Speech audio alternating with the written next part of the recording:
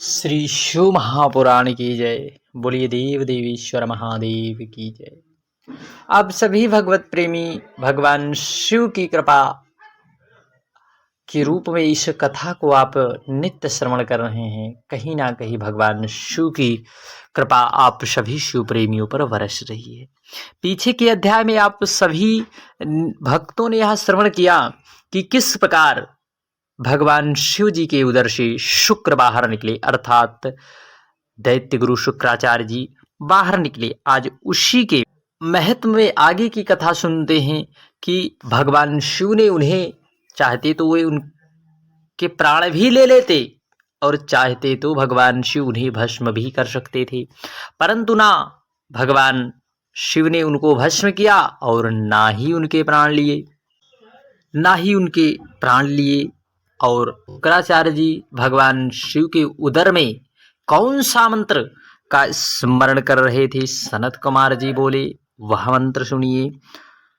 ओम नमस्ते देवशाय सुरासुरन नमस्कृताय भूत भव्य महादेवाय हरित पिंगल लोचनाय बुद्ध रूपेण इत्यादि मंत्रों का जब शुक्र जी ने शंभु के उदर में जपा तो वे उत्कृष्ट वीर के समान शिवलिंग के मार्ग से बाहर आए। प्रथम जन्म के प्रथम 3000 वर्ष पर फिर वह वेद पाठी शुक्र पृथ्वी पर शिव जी से उत्पन्न हुए। उधर अंधक ने शिव जी के त्रिशूल पर सूखते हुए शिव जी की 108 परम मूर्तियों का ध्यान करता हुआ उनकी स्तुति करता रहा। इससे शिव जी ने प्रसन्न हो उसे इस प्रकार के भय से मुक्त कर दिव्य अमृत की वर्षा से उसमें प्राण संचार कर त्रिशूल से उतार उसका अभिषेक किया और कहा, मैं तेरी अंतिम भक्ति से प्रसन्न हूं, वर मांग। तब अंधक हाथ जोड़ कांपता हुआ शिव जी की अनेक स्तुति करता अपने पूर्व अपराधों के लिए उनसे क्षमा मांगते हुए माता पिता शिव रूप पार्वती की कृपा भक्ति मांगने लगा।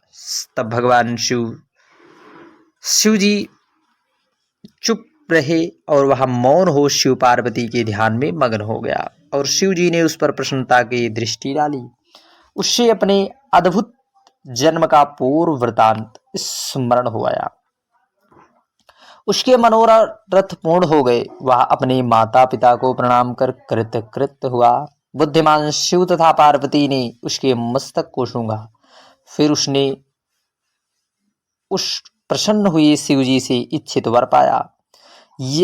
यही उस अंधक का पुरातन गाढ़पत्य वृतांत है जो उसने महादेव के प्रसाद से पाया था। जो इसे यत्न पूर्वक पढ़ता है उसके सकल मनोरथ पूर्ण हो जाते। सनत कुमार जी बोले, हे व्यास जी, अब शुक्र मुनि ने मृत्यु संजीवनी विद्या जैसे प्राप्त की उसका भी वृतांत हमें सुनाओ। तब सनत कुमार जी बोले, पहले भार्गव शुक्राचार्य वाराणसी नामक नगरी में जाकर प्रभु विश्वनाथ का ध्यान करते हुए बहुत समय तक तप करने लगे।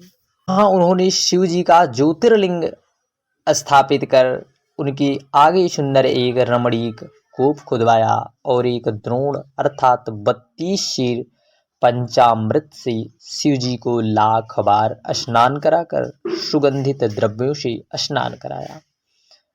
इस प्रकार अनेक मनोहर पात्रों तथा सुंदर कमलों से उन्होंने सावधान चित्त हो शिव जी की पूजा की। फिर नित्य गीत उपहारों तथा स्तुति पूर्वक शिव सहस्त्रनाम तथा और भी स्रोतों से शिव जी को संतुष्ट किया। इस प्रकार शुक्र जी 5000 वर्ष तक अनेक प्रकार से शिव जी की पूजा करते रहे। परंतु जब इतने पर भी शिव जी ने उन्हें कुछ वर ना दिया तो शुक्र ने अत्यंत ही कठिन और कठोर नियमों का पालन करना प्रारंभ कर दिया और भावना रूपी जल में अत्यंत चंचल चित्त को शुद्ध करने लगा। इस प्रकार चित्त को शुद्ध कर उन्होंने शिवार्पण किया और हजारों वर्षों तक कर्ण और धूमपान करते रहे। तब शिव जी प्रसन्न हो वहां प्रकट हुए और शुक्र से बोले, हे तपोनिधि भृगु के पुत्र, मैं तुम्हारे इस तप से बड़ा प्रसन्न हूँ। जो इच्छा हो वर मांगो, मैं बड़े प्रेम से तुम्हें सब वर दूंगा। तुमको देने के लिए ही अदेय नहीं है, अर्थात कोई चीज ऐसी नहीं है जो मैं तुम्हें ना दे सकूं। तब शिव जी के ऐसे वचन को सुनकर शुक्र जी आनंद सागर में डूब गए, अर्थात वे खुशी मनाने लगे। उनके मन में आनंद उत्पन्न हो गया। उन्होंने परम पुलकित हो शिव जी को प्रणाम किया और सिर झुकाकर अंजलि बांध जय जय जय उच्चारण करते हुए भगवान शिव की विभिन्न प्रकार से स्तुति की। उन्होंने यह दीर्घ स्तुति यहाँ कहीं नहीं जा सकती, परंतु वह शिवाष्टक है और बड़ा ही सुंदर है। शुक्र के उस अष्टक को सुनकर शिव जी और भी प्रसन्न हो गए। तब स्तुति कर पृथ्वी में गिरे हुए शुक्र पर उन्होंने अपने हाथ से उठाकर आलिंगन किया और प्रेम पूर्वक कहा, हे ब्राह्मण श्रेष्ठ, हे तात, तुम मेरे परम पवित्र भक्त हो। तुमने जो मेरा यह ज्योतिर्लिंग पूजन किया है, इसकी कठिन आराधना की है, मैं इससे तुम पर प्रसन्न हूँ। इस समय जो मांगोगे वह मैं तुम्हें तुरंत देने के लिए तैयार हूँ। वह भी समय आवेगा जब तुम इसी शरीर से मेरे उदर गुहा में प्रवेश कर मेरी इंद्रिय मार्ग से निकल पुत्र भाव को प्राप्त होगे। यह दुर्लभ वर मैं आज तुम्हें प्रदान करता हूँ।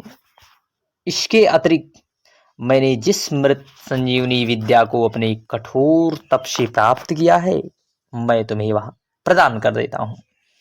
इस विद्या द्वारा तुम मरे हुए प्राणियों को जीवित कर सकोगे और जिस किसी भी कार्य का उद्देश्य कर नियम से इसका विधान जपोगे तो इस सत्येश्वरी विद्या के प्रभाव से तुम्हारा वह कार्य निश्चित है पूर्ण होगा। तुम मेरे आशीर्वाद से सूर्य तथा अग्नि का भी अतिक्रमण कर आकाश में एक विमल तारा होकर प्रकाशमान गृह भी होगे तथा तुम्हारे सामने स्त्री पुरुष जो भी यात्रा करेंगे, तुम्हारी दृष्टिपात से उनके सब कार्य नष्ट हो जाएंगे और तुम्हारे उदय होने पर ही शुभ कार्य होंगे तथा मनुष्यों के धर्म संबंधित सभी कार्य सफल होंगे। तुमने वह जो शुक्रेश नामक ज्योतिर्लिंग स्थापित किया है, जो मनुष्य इसका पूजन करेंगे उनके कार्य सिद्ध होंगे। शुक्र को इस प्रकार की वरदे भगवान शिव पार्थिव लिंग में लय हो गए। हे व्यास जी, शुक्र ने जिस प्रकार यह मृत्युंजय नामक विद्या प्राप्त की वह मैंने तुम्हें कह सुनाई। अब आगे सुनने की क्या इच्छा है? बोलिए शिव महापुराण की जय। हरे कृष्ण।